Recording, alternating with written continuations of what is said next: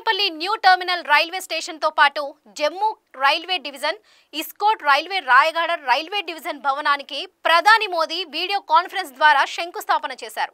జమ్మూ కాశ్మీర్, తెలంగాణ, ఒడిశాలో రైల్వే మౌలిక సదుపాయాల ప్రాజెక్టుల ప్రారంభంతో పర్యాటకం మరింత పెరుగుతుందని, ఈ ప్రాంతాల్లో సామాజిక ఆర్థిక అభివృద్ధికి తోడ్పడుతుందని తెలిపారు ప్రధాని మోదీ.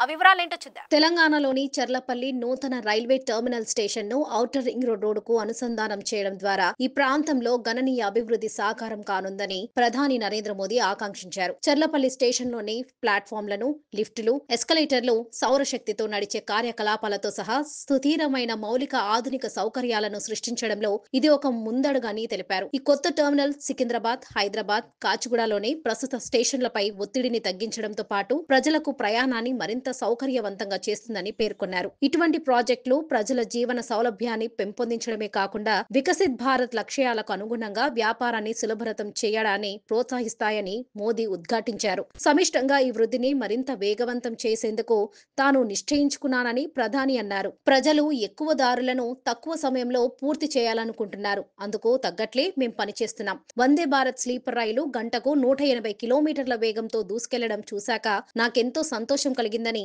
ఇది కేవలం ప్రారంభం మాత్రమే. భారతదేశంలో మొదటి బుల్లెట్ రైలు పరుగులు తీసే రోజు కూడా ఎంతో దూరంలో లేదని, రాబోయే రోజుల్లో రైల్వేల ప్రయాణం ఓ గుర్తుండిపోయే మధుర స్మృతిగా నిలిచిపోయేలా చేస్తామని, దేశంలో 2014లో 74 ఉన్న విమానాశ్రయాల సంఖ్య నేడు 150కి పైగా పెంచామని, 5 నగరాల నుంచి 21 నగరాలకు మెట్రో సేవలు అందించామని, దేశం కలిసికట్టుగా అంచెలంచెలుగా ముందుకు సాగడానికి ఇలాంటి కార్యక్రమం ఒక నిదర్శనమని ప్రధాని మోదీ పేర్కొన్నారు.